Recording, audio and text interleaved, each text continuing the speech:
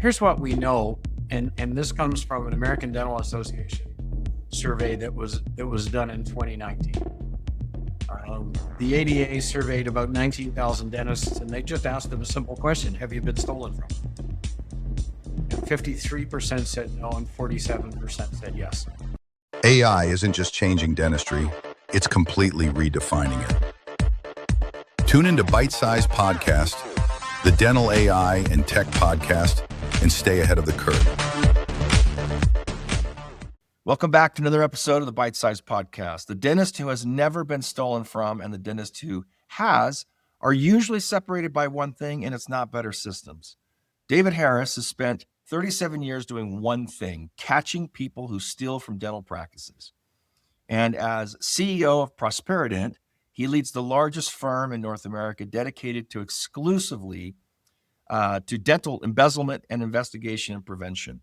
He's worked hundreds of cases, built the forensic frameworks that the industry now relies on, and has spent decades studying not just how theft happens in dental practices, but why people who commit it almost always leave a trail long before anyone thinks to look. And today, we're going inside that psychology. So welcome to the episode. David, thanks for being here. I am excited to be with you, Adrian. I know our conversation is going to take some interesting turns today, and I'm looking forward to it. Yeah, I'm try and like trip you up. Think I can trip you up? Bring it on. Maybe. Maybe trip you up. I doubt it. All right. So, well, it's a pleasure. I've actually heard you speak, and it's been a while back. I mean, it was like probably a couple of years ago, but I heard you speak, and I love your story. Your story's actually quite funny and interesting. So, do you mind taking like 2 or 3 minutes and just I want you to tell the story of when you were a kid and kind of how you got into this. Can you do that? Yeah. Well, I had an early eviction from high school. About 2 weeks into my sophomore year, I got called into the principal's office, and the basic theme was that it's time for the school and David to stop wasting each other's time. So I was 15 years old and suddenly had time on my hands. And 15-year-olds in that situation don't always use it well, and I was no exception. Yeah. So I quickly started hanging out with the wrong people, doing things like breaking into houses, and at some point got caught and got put in front of a judge. And he looked me up and down and he said 3 words to me. He said, "Green or orange?" "Your Honor, I don't understand." "Mr. Harris, I'm giving you a choice of what you can wear next week." And now the light bulb came on that orange is the color you wear in prison, and green is the color of the Army. So I thought about it for probably a tenth of a second and said, "Green, please." Green. I'll take green. and the next morning I went down to the recruiting station and enlisted. When I got to the Army, my first couple of months there were not very distinguished. My old patterns of kind of doing the minimum and getting in trouble with the law were continuing. And one morning I had this little epiphany when I said, wait a minute, the whole reason I'm here is that I didn't want to go to civilian prison, and military prison is much stricter than civilian prison.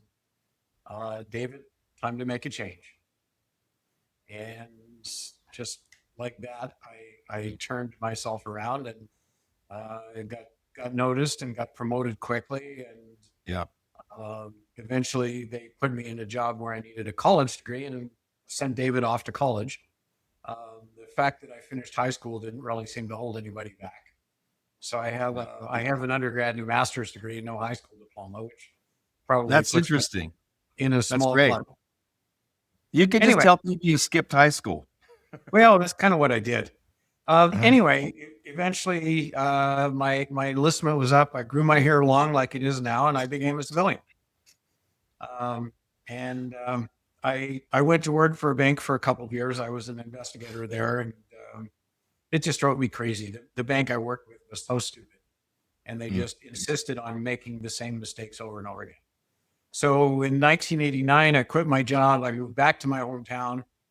I had been there for about a week and a half, almost 2 weeks. And out of the blue, my phone rang, and it was the guy I'd been in high school with in my quick trip there, Yeah. who was now a dentist. And he said, David, I think my front desk person's stealing, and I'm stuck. I have no one else to call about this. And his timing was splendid. I mean, I was bored. I was looking for a Yeah. diversion, and that was it. So I said to him, perfect. I'll meet you tonight in your practice after you close, and we'll get to the bottom of what's going on. So I went over to his practice that night. This was, of course, before computers. So offices used this old manual system called pegboard. And in pegboard, each Yeah. patient had a thing called a ledger card that was kind of this heavy cardstock piece of paper that had on it how much money they owed. And when I got there, my friend shoved this pile of cards at me and said, I think it's in there somewhere. I said, okay, but let's approach this a little bit differently. Show me where she works. So he took me to the office manager's desk, and I started going through the drawers in the desk. And my friend was kind of looking a little fearful, like, David, are you going to get me in trouble here? Aren't we Yeah. invading our privacy? Yeah. And I said, well, actually, it's not her desk, it's your desk. She just works there. Yeah. And what I found taped underneath one of the drawers was what we call in the business her cheat book. So this is where somebody writes down what they've done so they can navigate through the accounts, knowing Got it. what's real and what's not. And now that cheat book is more likely a spreadsheet, but in 1989 it was a notebook. And I found the book, so the whole thing kind of came together fairly quickly after that. My friend had lost about $35,000. Jeez. Oh, wow. So he wasn't happy, but he appreciated my help, and he decided to hit me up for one more favor. He said, "Can you come back in the morning because I'm going to fire her, and I kind of like you there." Okay, I'll Be there to support. Yeah. Yeah, I'm planning on being bored tomorrow anyway, so of course I'll come over. Yeah. So we did that. Firing her took about 8 minutes. My friend promised to buy me dinner that I'll point out I'm still waiting for. And I just kind of shrugged my shoulders and walked away. And I thought, well, that's interesting, but it didn't really beckon as a career opportunity Yeah. until 2 weeks later. And what happened was I had an appointment at my own dentist office. Okay. And just try to imagine the jolt of lightning that hit me. I got to the office. I had my hand on the front door and I was about to go inside. And I looked through the glass panel that was in his door. And what I saw sitting at his front desk was the same woman I fired 2 weeks ago. I will not repeat the next thing that came out of my mouth. Yeah. It was a curse word. polite. And Yeah. I spun around and sprinted to a payphone because in 1989, a cell phone wasn't something I had. And called the office, used a little bit of trickery to get past her and get my doctor on the phone. And when he picked up the phone, I told him about the bag of tricks that was working at his front desk. And he panicked and hired me, and that was my first client. Wow. So it was that remarkable coincidence that kind of brought the whole thing together. That's a crazy story. Yeah, I loved hearing that. Matter of fact, I've heard you tell that story a few times now as we've talked, and I never get. It's so serendipitous, It's kind of like you couldn't dodge it, man. You just landed here, and this is where you're supposed to be, kind of thing, A lot of people ask me, Adrian, why did you choose dentistry? And my answer is, well, Like, it chose me. Yeah, it picked me. I just was. I was standing there when it fell into my lap. Yeah. So what percentage of dental practices experience employee theft, and how does that number shift when you account for cases that aren't detected, like cases that are detected and are not detected? Like what would the percentage be, you think?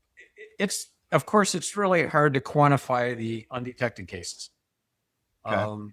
And we can throw out some rough numbers, but it's just one of those things that is not inherently quantifiable. Here's what we know and this comes from an American Dental Association survey that was done in 2019. Okay. The ADA surveyed about 19,000 dentists, and they just asked them a simple question: have you been stolen from? And 53% said no, and 47% said yes. So it's over half. Wow. So Okay. that's And what's those are already people that know. They Yeah, know and- that it's well, stolen from. not only do they know, but they chose to disclose it to the ADA because they might have Right. done otherwise. So those are the people who know and kind of confess to it. And I'll mention as well that of the 47% who'd been stolen from, about half had been stolen from more than once, Okay. including 8% of those surveyed who'd been stolen from at least 4 times. Yeah. How is that? Is that just because dentists become so, become a target? Like, are thieves talking to each other saying, "Oh, you can steal from this guy or gal"? Well, I mentioned the bank that drove me crazy that I Yeah. quit. And the reason was they had an inability to learn. Mm-hmm. I would categorize some dentists as being in the same place. They get stolen from and they learn Yeah. the wrong lessons from it, and then they get stolen from again. So I've heard you say in another, whatever that was from the stage, or maybe we were talking to each other, but I think you said something around the number of like maybe around 70%. yeah, and that's what I was going to say. Right. So what the ADA survey showed was that 47% of dentists, who on average would be at the midpoint of their careers, had Okay. already been stolen from.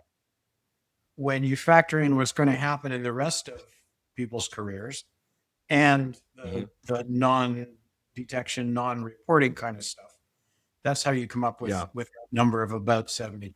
So what we're really saying is the lifetime probability of a dentist being a victim is about 70%. It's significant.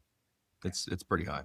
Yeah, So when a is there dentist is like stolen, an average? I facetiously congratulate them on joining the majority. Welcome to the club. Congratulations. Here's your blue ribbon. So is there any average? I mean, I know some doctors get just take cleaned out. Like I've heard some horror stories, mostly from you guys. But is there like an average that you could say, an average practice probably gets about this much money stolen from them if they just take averages? Yeah, the number that keeps coming up when we look at averages is right around 100,000. Last time we did the calculation, it was Whoa, you're kidding 109,000. me. Really? That's the average. Holy cow. That is a lot. About I would think you were saying like $4,000 or $5,000. Jeez. No, and now having said that, let's understand that embezzlement is a lot more like a dripping tap than a burst pipe. Okay. In other words, people are stealing small amounts, which might be $200 or $400 a day, perhaps. Right. But they're doing it over and over, and Right. if you repeat that enough times, you get to that 6-figure number. Yeah. About once a year, we see $1 million theft. Jeez.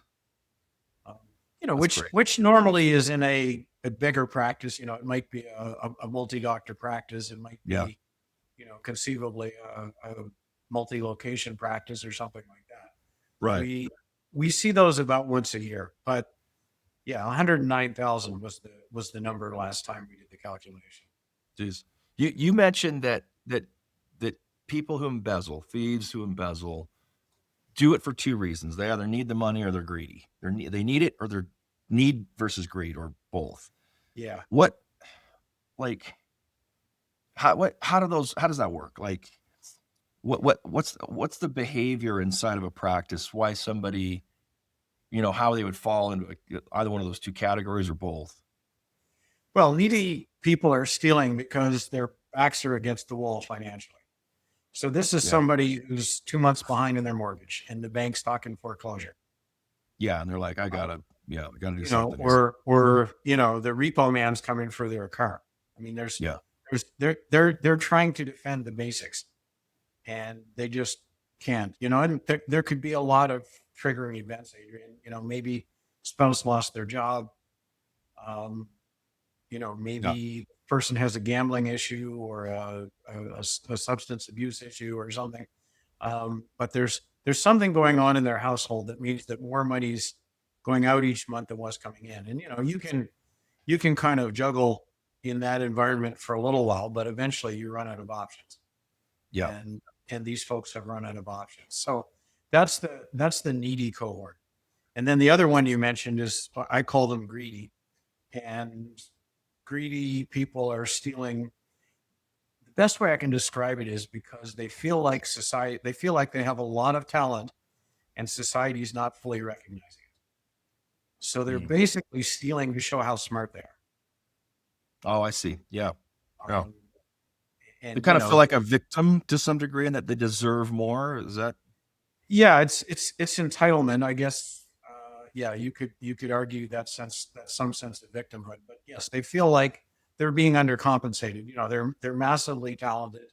The doctor really should make them a 50% partner in the practice because Mhm. the practice of success really belongs to them and not the Yeah. doctor who spent years in dental school and then incurred millions of dollars in debt to buy the practice. The person who walks in with none of those things thinks they should be 50-50. Right. So they're stealing, I think, in part to prove a point about how smart they really are, and in part because the way we tend to value people in society is by the size of their paycheck. So I describe these people as trying to fill an ego deficit, where the needy people are clearly filling a financial one. Yeah. They just try to live. Right. Yeah, Bad decisions. the greedy folks will spend the money in ways that they think will elevate their status. Right. So they'll buy a flashy car, or they'll take expensive trips, or they'll. In one case that we saw, the thief chartered a plane and took 7 of her friends to New York for a shopping weekend. And the backstory was that some of her friends were making a lot more money officially Oh, than she she needed to was. kind of And this was her way of kind of waving the flag and saying, yeah. I'm doing Yeah, okay. I'm there too. Yeah. I'm just like you guys. Yeah. Is there any difference in the behavior between somebody that's needy versus greedy? Like behavior inside the practice? There may be. I mean, there's an attitudinal difference. The needy folks feel bad about it. They feel remorseful, but they just don't think they have a choice. Right. So they'll take metered amounts designed to kind of fill the financial hole that they have. Again, they regret doing it, but they just think that circumstances have taken their discretion away from them. Yeah. Greedy thieves are like a bottomless pit. I mean, there's no amount of money that will really Satisfied. Yeah. climb up to their self-worth. Yeah. And even if they boost their lifestyle and they do some of those things they couldn't afford to do on their salary. I mean, there's always a bigger mountain to climb somewhere. Yeah.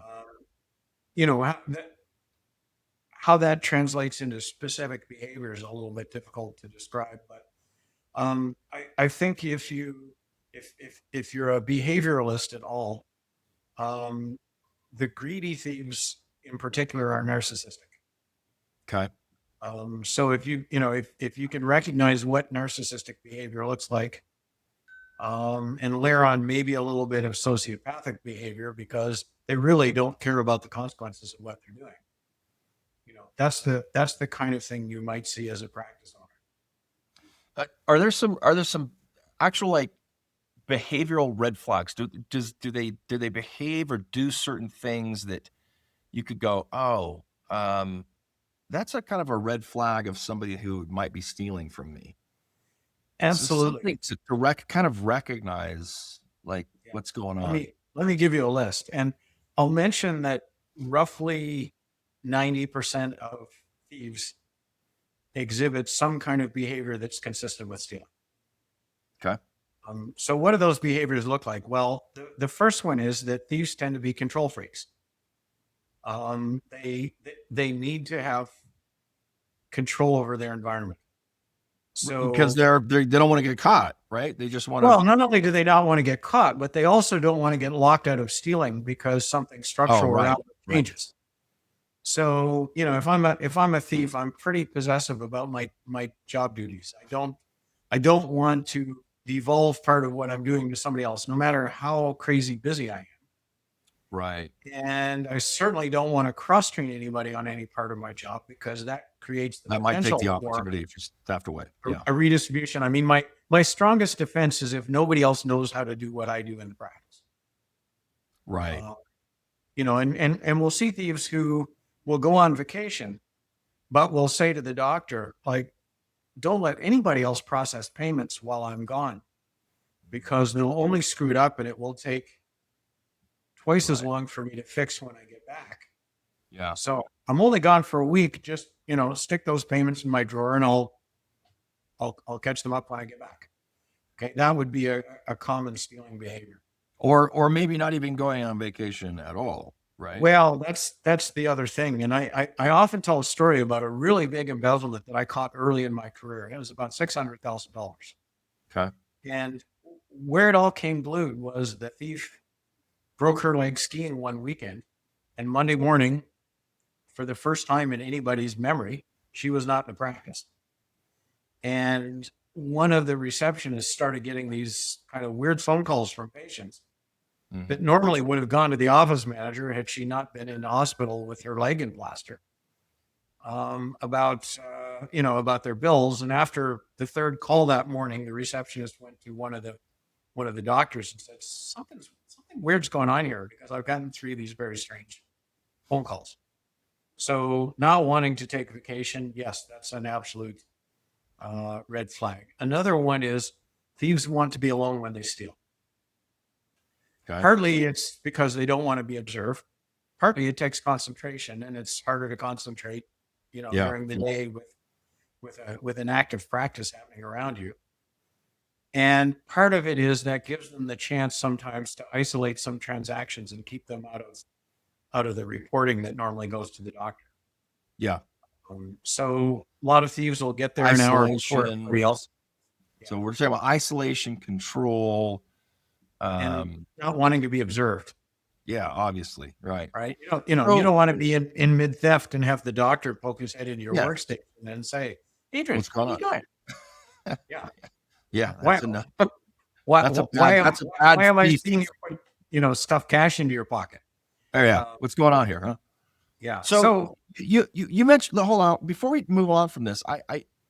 The word narcissist is thrown around so much nowadays. Like narcissist, like if you get into any kind of like conversations about psychology, narcissism, everybody's found a few narcissists in their life. You know what I mean? They're like, oh, they're a narcissist. When you say narcissist, I mean, outside of these red flag behavioral kind of things, what are you looking for in the actual interaction with that employee that would indicate that they might be narcissistic? Is there anything else that you can identify?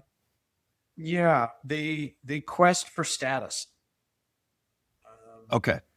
It might be, the person who brags about how they just joined the country club. Got the it. exclusive one with the 3-year waiting list. Got it. Or, somebody who just has to act a little bit like they're a little better than everybody else in the practice. Right. Maybe they dress expensively, maybe they drive a nicer car. And it's not that they do those things, it's that they point to them. Got it. They want to create a visible status difference between them and everybody else in the practice. Okay. All right. That makes sense. So you're not really going to find, in terms of need versus greed types of thieves, you're finding mostly narcissists on the greedy side rather than the need side. Yeah. The needy thieves could be narcissistic, but not necessarily. Not typically. Yeah. Okay. But the greedy thieves, yeah, that's pretty common. They just, again, they feel like whatever salary they're being paid by the dentist is not what they're worth. And the embezzlement folks have a term for it. It's called the metaphor of the ledger. Okay. In other words, the way I view my interaction with the practice I work for is I create a lot more value for that practice than I'm paid. And Right. and if you think about it, Adrian, that's the only way any organization could function. I mean, any company that routinely pays people more than the value they bring in return They go is out of going to go business. bankrupt. Yeah, yeah, exactly. Which is why associates in a dental practice get paid 30%, not 100%. Right. But these folks forget that. The other thing I'll say about thieves, but it's really a broader comment. Most dental staff grossly overestimate how much the doctor takes home, Mm, which plays into this kind of logic. In other words, a lot of them kind of equate gross production to doctor take home. right. And they almost ignore overhead, even though they know it's there. I mean, they're part of it. Yeah. And it's easy for them to say, well, we brought in $2 million last year and I got paid 70,000. That seems really unfair. Yeah. So They don't know. They don't understand the economics of running a business. I think they don't want to understand. Again, they know a practice has expenses. I mean, they get a paycheck every month, but I've seen many people, and again, not just thieves. This is a common conclusion that a lot of dental staff make, where they think the overheads may be much smaller than it really is, Right. and they just equate. Okay, we billed $2 million last year, so doctors taking home millions, and most practices that bill $2 million, if the doctor took $400,000, that would be That'd be great. Yeah. an average practice. Yeah. How much of this can be solved in hiring? Like, obviously, you hire the right people, then that's probably the best thing that you can do in order to negate the problem. It's very difficult to identify people who might steal in future. Okay. In other words, psychometric kind of testing is probably not going to be terribly productive here. And the thing I say to dentists who say, yeah, there must be some kind of behavioral test, whether it's DISC or MMPI or whatever, there must be some kind of personality assessment that will find dishonest people. There isn't. Right. Okay. And what I'd say is that we all have the capability of being dishonest inside us, and we just need the right set of circumstances to bring it out. Sure. And, I have dentists who say, well, I would never steal under any circumstance. Okay. So here's a scenario. Let's assume the power grid has gone out in North America and it's not coming back. And 4 days later, your kids are hungry and there's a grocery store down the street that's got all the lights off and is locked up. Do you take groceries out of that grocery store to feed your kids? Right. And at some point, a lot of people will be like, well, yeah, for that situation, I'd probably pay him back later, but I'd definitely take some food. Yeah, exactly. And I think really what you said is the dishonesty bar, which kind of means the direness of circumstances that you have to be in before you steal is in different places for different people. Right. And if I think for a lot of people in a dental practice, it's who steal, that bar is fairly low, and some of the rationalizations we heard are just outlandish. I wanted to get breast implants and I didn't have the money, so I stole. Yeah.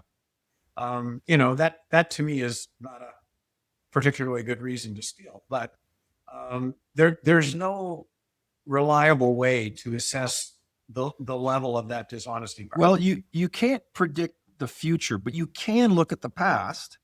I mean, you could obviously do background checks and things like that, right? Yeah, and that's where I was going to say, to stop people who, for everybody, there's a first time. And Sure. I don't think there's a lot of reliable employment testing that will detect that, yes, this person is likely to commit stealing from me sooner or later, and this person's not. I don't think there's anything reliable. That's tough to there. predict. Okay. But what you can do is you can find people who have done this before and just don't hire them. Right. And that's the part where a lot of dentists fall down. And pre-employment screening isn't rocket science. I mean, you mentioned a background check. I typically refer to that as a criminal record check because to me, background checking is sort of the whole package where we talk to former employers and we look at what somebody's doing on social media. And from all that, we decide whether there's a risk to the practice or not. You actually check social media accounts? You recommend that? That's I interesting. don't hire anybody without looking at social media. For your own And company. yeah, and I equally advocate it for dentists. Well, I'll tell you, we just went through an experience here at my social practice where we hired this phenomenal employee. She was fantastic. And she left and sued us for a ridiculous reason. And we did a background check after the fact, and she'd done the same thing to another company. Yeah, that's Same the thing. whole Same thing. So I'm just like, oh, all right. Well, maybe we should check people's social media accounts and back. yeah, It and was probably one it would be worth the cost. one big warning flag with social media is anti-employer sentiment. You know, the person who's bashing their current employer is certainly going to Right. do it to you the first time you look at them sideways. Right. So yeah, that's a social media warning flag. I Mm. can give you a lot of other ones. I mean, one that concerns me personally is people who on social media express really strong religious or political views. Mhm. Not because I care who they vote for or what they choose to believe. I don't. What I don't want though is them engaging with, in my case, clients and in a dental office Yeah. patient on these topics. I mean, there is no way that Yeah, I you don't want to want do that. my staff getting into a political conversation with clients or a religious one. So, you know, just like those subjects aren't welcome at a at a dinner table in polite society, that when I see them Or at a when I family see reunion, them, or at a yeah, family reunion, yeah, or at when I dinner see anytime. people's pores on social media, I get a little concerned.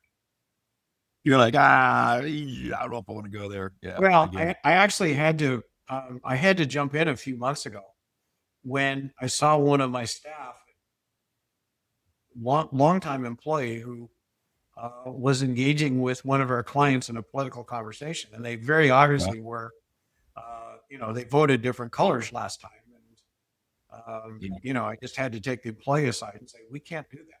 Yeah. So that would be another warning sign.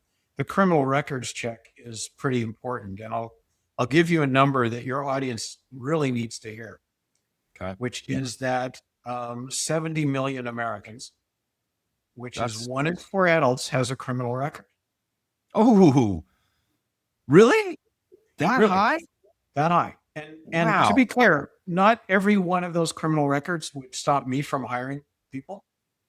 You know, somebody who got busted for marijuana 20 years ago in college, and nothing's Yeah. happened to them since. I would look past that in a heartbeat. Yeah. So not every criminal record would stop me from hiring, but there are 70 million red flags out there, Mm. and I think as a prospective employer, you need to know what's there and then decide if it presents a risk or I appreciate that. I think you mentioned in an earlier conversation that there was some legal issues or maybe gray zone issues when it comes to using social media to hire in some of the states. Can you not. The riff thing on to that be for a second? careful of there is that in every state and in federal law, there are certain bases on which you cannot discriminate Okay. when you're hiring. And to give you a really simple example of this, one of the things you can't, in general, make hiring decisions based on is broadly speaking somebody's family planning. So picture a scenario where somebody says on social media, the rabbit died, and we're gonna be welcoming a new offspring in 8 months. Yeah. And you're looking at somebody's social media and you see that, and you end up not hiring that person. Whether that was the reason or not, you're vulnerable to a discrimination Got it. lawsuit there. So to me, um, the best way to look at somebody's social media is to engage a third party to do it for you, Got it. and they are instructed not to pass through to you anything that would be discriminatory. Do you guys do that? Do you do that kind No, of background? we Okay. don't do pre-employment screening at all. Okay. Uh, but there are plenty of companies that do it. Pre-employment screening is a highly regulated activity. Mm. There's something called the Fair Credit Recording Act that requires um, certain levels of compliance with information that's gathered to make hiring decisions. So Right. one of the things people will do sometimes is they'll go online. There are online search companies that will let you pay $20 and it'll it's just a series of databases. So it will these databases will tell you maybe if somebody has a criminal record. Yeah. They're not terribly reliable to begin with. And second, they say right on them, we are not FCRA compliant. You cannot use this information for employment decisions. Okay. So the kind of do-it-yourself pre-employment screening, not a good plan. And there are plenty of companies out there that do pre-employment screening for a pretty reasonable price. The other Yeah. thing I'll mention that a lot of dentists don't do that they should is drug testing when they're hiring. Oh.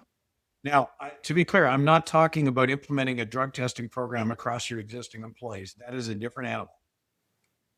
But when you're hiring somebody, it's the easiest thing in the world.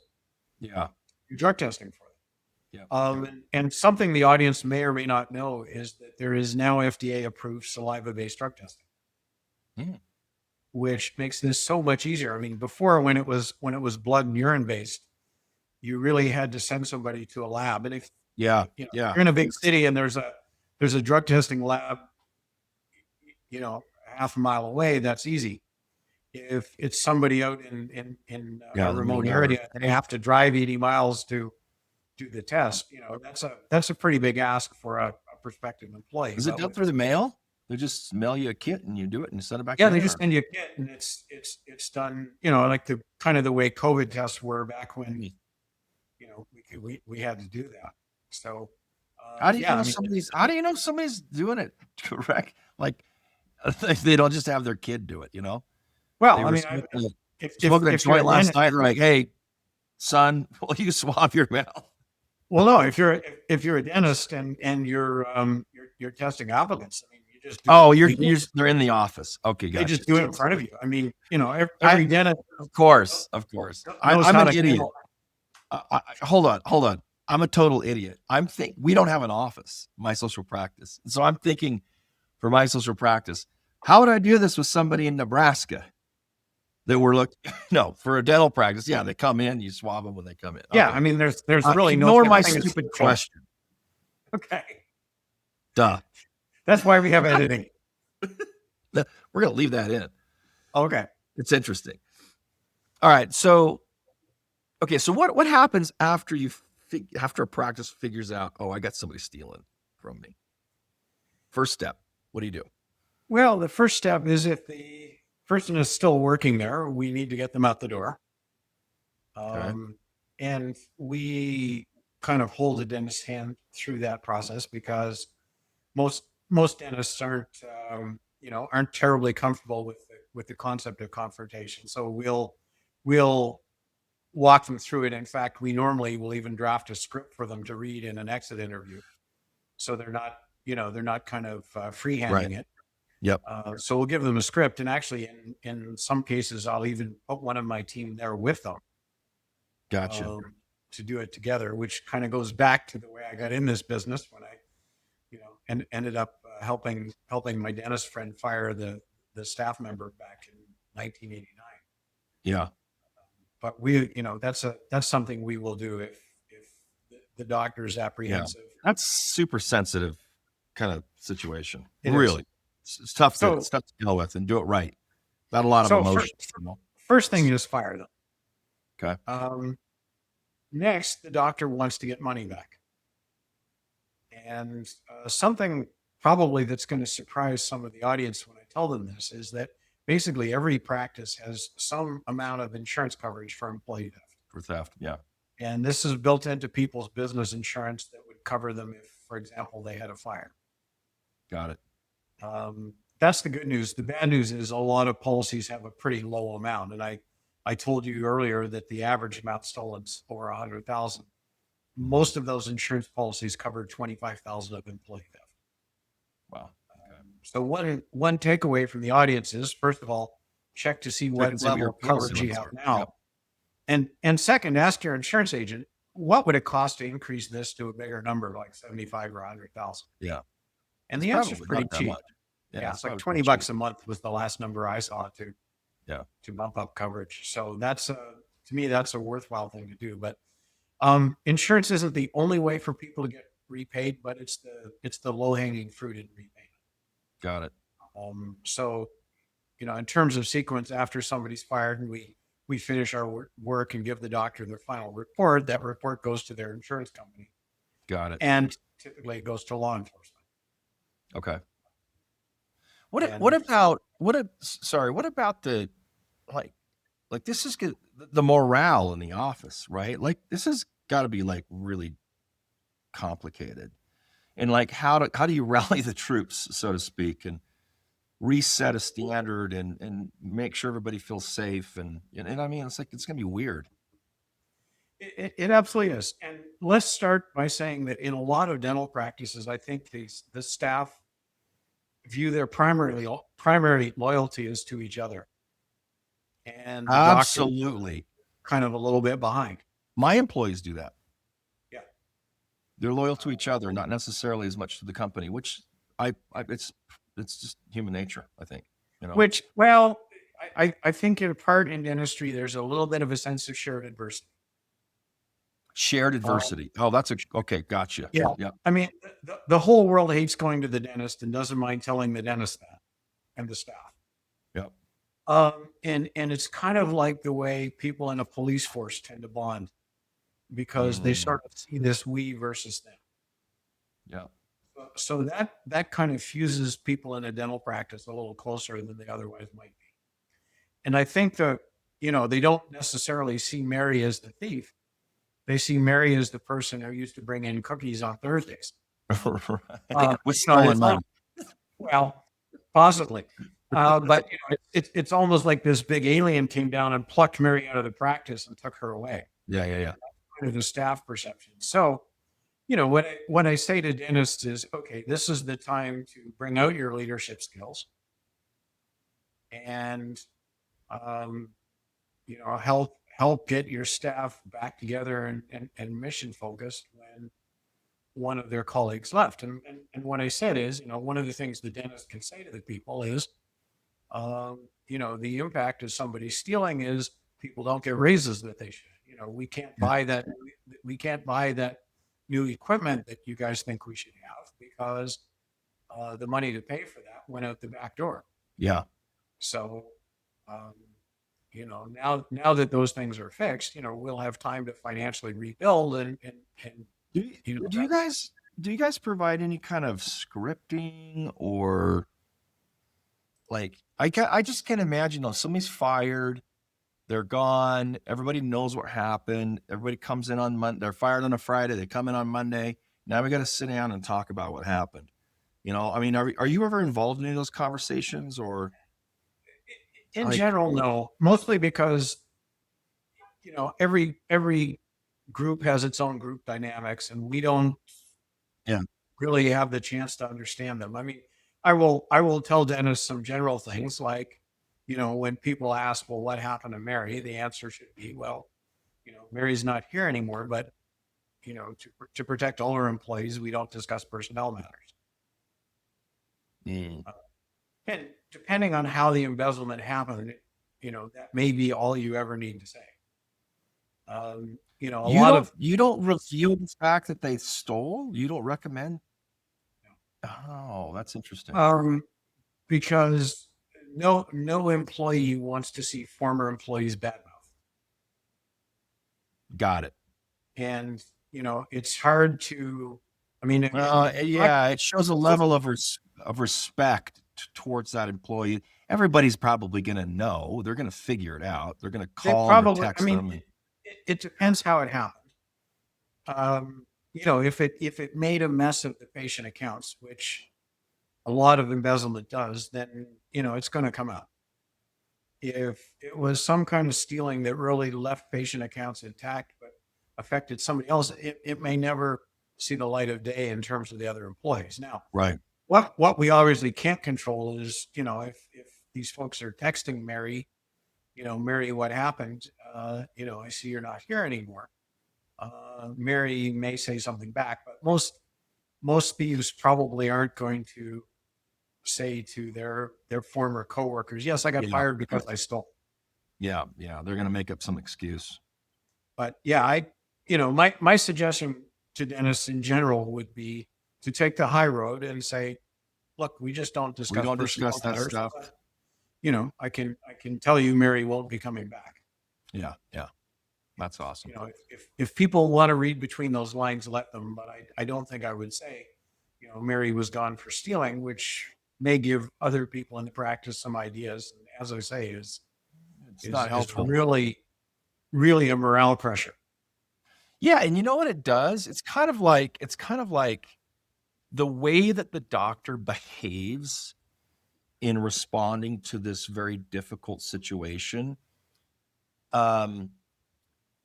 Kind of, you have the opportunity to level up the relationship and the trust that you have with your current employees. If you're willing to protect the details of the theft with the other employees, and they know it's theft, they're probably going to find out, then as an employee that you're going, even in a really horrible situation, the doctor's not going to badmouth you. That's solid. That's a solid for sure. Yeah, That's a great way to handle you're it. right. It shows respect for all employees, Yeah. and I think that's Yeah. important. So that's our admonition. I mean, we don't necessarily script something or get into a Yeah. whole lot of detail, but we You just give some tell the direction doc, on that. less is better here. What do you think separates a dental practice who is kind of proactive to, like, maybe a doctor's like, I don't know if somebody's stealing from me, but I'm going to check anyway, kind of thing? What's the difference between a doctor doing that versus one who's a little bit reactive? I mean, I'm saying this because there's time and effort in, doing an evaluation and doing, I don't know, the research to figure it out. And is it even worth it? I don't know. What are your thoughts about being proactive versus reactive in this situation? It's just like dentistry. If you were a dentist and I came to you as a patient and said, "Dr. Leffler, I want to spend the least money on my teeth in my lifetime," what what you would say to me next is, "Fine, that's a great objective, David. And here's what you need to do: brush and floss like you're serious about it, Yeah. and see our hygienist every 6 or even better, maybe every 3 months, Mhm. because the aggregate cost of those things is a whole lot less than you Then, yeah, a root spending canal money or in my chair implant. while I fix stuff that broke." Um, so I'll say exactly the same thing here. And the first thing I should say is it's not just the money. Every dentist who's stolen from, if they really want to, has the ability to replace that money. I mean, they can add an hour a day to their schedule. They can postpone their Right. retirement by 2 years. There are ways to make the money back if you really want to. What you can't make back is the loss of trust. Yeah. And we have dentists. Actually, it just happened. A client of mine who's become a personal friend as well, sold her practice to a DSO the other day, Mhm. and there was only one reason: her office manager stole about $400,000 from her over a very long period of time. And this dentist, You got to think about working. Oh my who, gosh. who is somebody, if I lived in her town, I would go to in a heartbeat. Yeah. Just said, "You know what? I no longer want the responsibility in running a practice." Yeah. So, and I'm not, this is not an anti-DSO comment. I'm just saying, No, it's the loss of, it's like you give your life to this business of helping other people, and then somebody screws you over. It's just like you lose trust in humanity to some degree. and you that's know? exactly what's happened with her. And it's a shame. Um, and I mean, she's probably got 10 or 12 years left in her career. Yeah. and she'll now spend it working for somebody else, under their rules, because she just Yeah. couldn't face the loss of trust that she's had in her team. Yeah. Um, you said something to me really interesting in our prep call. And I want to bring it up. I asked you, how are thieves using technology or AI or any of the new crazy thieving tools that are probably out there? What are they doing nowadays? Like, what are some of the things? And you told me, I'm not going to talk about that because a thief might be listening to this podcast and get an idea. So, which is brilliant.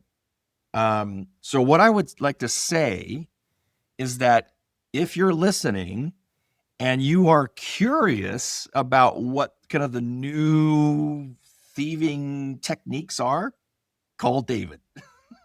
He's not going to put it on the internet to teach people how to do this, but they can call you, right? And you could talk to him about what's going on, what to look for.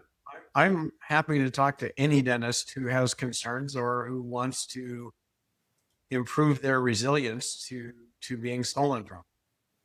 Um, it's yeah, we're very careful about information that we put into the public domain, Yeah. because my recurring nightmare is I say something somewhere that turns a whole generation of dental thieves into better ones.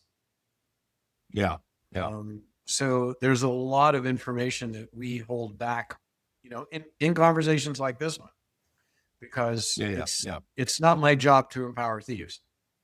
The problem is that, there's a lot of, compared to when I started in 1989, when there really, was not a publicly accessible internet. There's a lot more information out there than there once was about how to do this. And, as much as I personally resist adding to that pool, it's there. It's a pretty big pool. It just broadly speaking, are the software tools, the technologies that we're in a software development crazy time right now. I mean, there's all sorts of stuff being developed. Hacking techniques are off the charts. I mean, are thieves in the dental industry kind of keeping up with the times, so to speak, and using some pretty sophisticated ways to steal now? Definitely. Yeah. And hacking isn't really one of them. I mean, most practice management software is more or less hack proof. Okay. In the sense that it's built from relational databases. So, when we're talking about a typical piece of practice management software, there are 20 or 25 different files. And each of those files contains some of the information from the practice. For example, there's often one file that has patient names and addresses. And there's a different file that would have their account balances. And there's a different file that would have their clinical notes.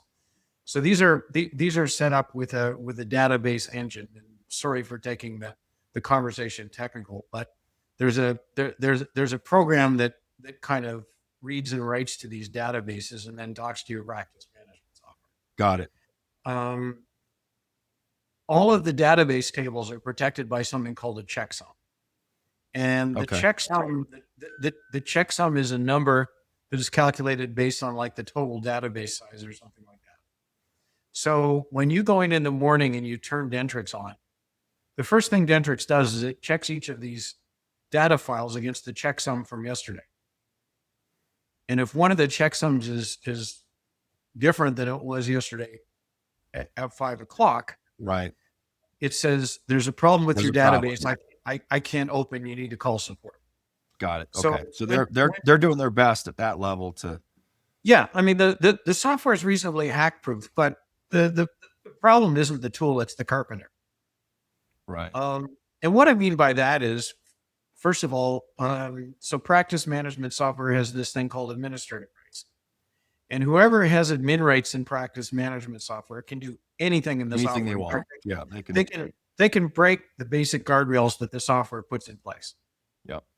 And, we see so many offices where the office manager has admin rights or front desk staff Have admin have rights. admin rights. Um, and, Speak- and, yeah. or Sometimes alternatively, it's a user permissions issue here. That's yeah, what that. or alternatively, Adrian, the doctors kept admin rights to themselves, but then their password got compromised. Gotcha. Yeah. Or they left their terminal in their private office on when they went to do a hygiene Open. check. So there's 5 minutes there when nobody's using it. And if I'm a thief, I'll just go in and elevate myself to administrator. Right. Right. That's the kind of Tricky. stuff that happens. Yeah. So I won't say the software couldn't be hacked, but that's kind of PhD in computer science level stuff. Yeah. In most cases, there's no need to do anything that sophisticated. Yeah. Yeah. The front door's open wide enough in most practices that you don't really need to, cut a new doorway through the wall somewhere. Right. What would you say a practice could, like, one thing that the doctor could do today, this week, would be the first thing you'd want them to do to kind of protect themselves? What should that be? Let's talk about the most basic control in practice management software. And the most basic control is this: your software keeps track of how much you collected today, this week, this year. What needs to happen is that the doctor needs to check how much was collected versus how much went in their bank account. Yeah. Do those numbers match?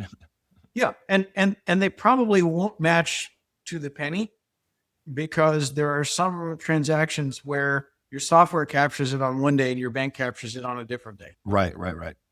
Like if a patient pays by credit card today, that's treated as a today payment in your practice management software, but it might not hit your bank account till 3 or 4 days from now. Right. So you have those little timing differences, Sure. which shouldn't be much and shouldn't be cumulative. But other than that, you should be able to see what was collected, get deposited. If you're not checking that, then the simplest way I can put this is the dumbest, laziest thief who you would ever hire can steal from you. So that's a basic check. Now, if collections equal deposits, can somebody steal from you? Absolutely, they can, but that's a little more involved. Yeah. So just by doing that check, you've instantly ruled out the bottom quartile of thieves. What's the first conversation with your company look like? Somebody calls you. What do you guys?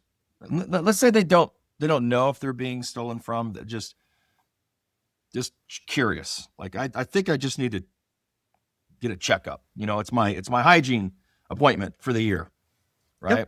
Yep. Well, I tell them a few things. First of all, you've come to the right place because we do this every day. And, there are unfortunately some dabblers in our profession. There are some people who, well, the best way I can put it is, and we've all made this mistake at some point in our life, we confuse somebody who knows 20% more than we do with an expert. Yeah, I got you. Or, and people end up going to like their accountant or maybe a software trainer for their practice management software. They go to one of the outsourced revenue companies and say, "Do you think we're being stolen from?" And whatever answer you get from that process, you have to take with a little grain of salt. Got it.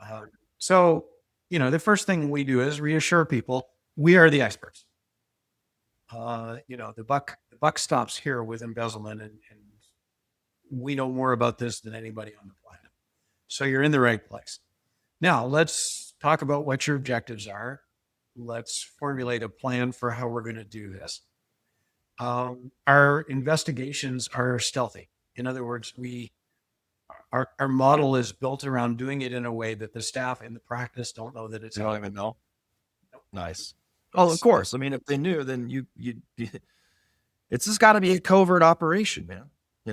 Yeah, even in cases where, we're investigating somebody who left 9 months ago, we still want it to be covert. I mean, I don't want somebody who's still working in the practice to call them and say, "Amanda, I don't know what the heck you did, But, Uh-huh. Dr. Leffler's got forensic people crawling all over this place. Yeah. I don't want that conversation to happen either. So, covert is kind of one of our touchstones. Oh, and And also if there's nothing going on, right. that's a trust breaking kind of activity to some degree, right? If the Yeah, employees know it lowers the barrier to entry a lot when we can say to the dentist, if nothing's happening, great. That's exactly the answer Yeah. you want. And you will not have Any um, repercussions, any created fallout. trust issues with your team. So, we work out how we're going to do it and what period of time we're going to look at. Often a year is kind of what we're investigating. Got it. And we talk about fees. And just to give the audience a reference point to, if we're looking at a one doctor $1 million a year practice, our fee for that's about $7,500 to Okay. look at a year.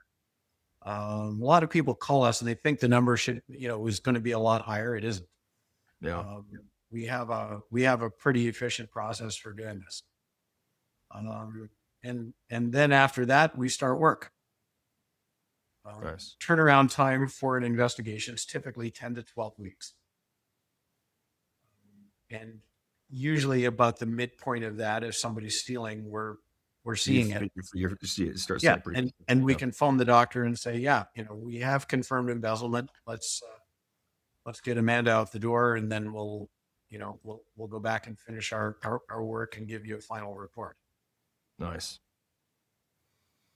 Well, So that's that's awesome, kinda- Dave. I really appreciate you coming on. It's such an interesting topic. And I just the for this is not a sales pitch or anything, but a $7,500 investment for peace of mind, even if you did it once a year or once every other year, I think would be kind of a sunk cost. Like, I think everybody should do it. It doesn't make any sense to not. I mean, the risk reward makes a lot of sense, So anyway, I appreciate you coming on. I appreciate explaining all this. And again, I'll just mention, I think if anybody's listening and they're like, I don't know what's what are these thieves kind of doing nowadays? I would call David, and let him kind of describe some of the things that are happening and some of the things that thieves are doing now to kind of maybe, just kind of like raise your eyebrow a little bit to something that might be going on in your practice. So anyway, any last words, Dave? Yeah, I'll give you one thought. For those people who are thinking about being proactive about this, a question I get asked a lot is, well, what's the probability I'm being stolen? And we kind of divide the world into people who are symptomatic and people who are not.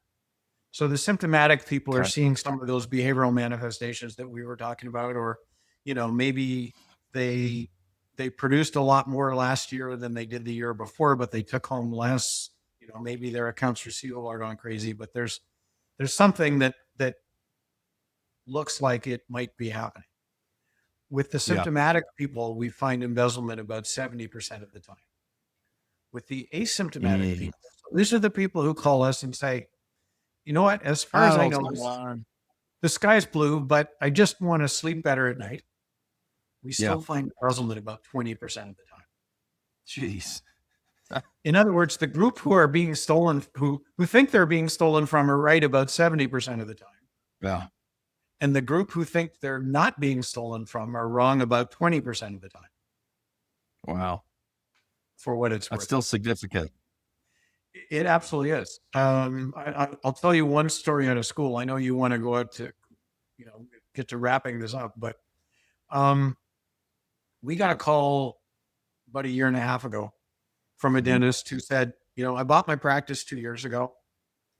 As far as I know, absolutely nothing's happening, but I just want to have good systems. Yeah. So we started proactive work with this client. Whenever we do proactive work, we can't help ourselves. We do just a little bit of an embezzlement screening because we don't want to miss something really obvious. Okay. And one of our team members, in fact, her, Amber Weber Gonzalez, took a look and she saw some stuff that kind of looked like this. Okay. So she called the dentist back and said, you know what? You might want to consider a pivot here. I know that our plan was proactivity, but really, I think you may need an investigation. Okay. And the doctor said, okay, do it. So we took a look. About $180,000 was stolen from me. And the story didn't end there. We looked back into the previous owner's time. Yeah. Again, our client had owned the practice for about 2 years. We looked back into the former owner's Okay. time and we noticed theft. So we got put in touch with the former owner and he said, have a look. And we found over $500,000 stolen from him. Oh, geez. The total between these two was right around $750,000. But the thing that I don't want the audience to miss is these are two dentists, one who was a new practice owner and one who had been a very experienced practice owner. And neither of them had any inkling that anything was wrong. Yeah. And in aggregate, they lost $750,000. How can you miss that much money? That's the crazy thing. It's like Well, $750,000 goes missing over the course of 2 or 3 years. You'd think it'd be so obvious. Well, if you had a tap leaking in your house, would you notice it from your water bill? No, probably not. That's my point. Yeah. It's a good analogy. Great analogy. And it's a good place to end on. Thank you so much. It was awesome. Thanks for coming on, Dave. Thanks for listening to Bite Size Podcast. Tune in to stay up to date with everything dental AI and tech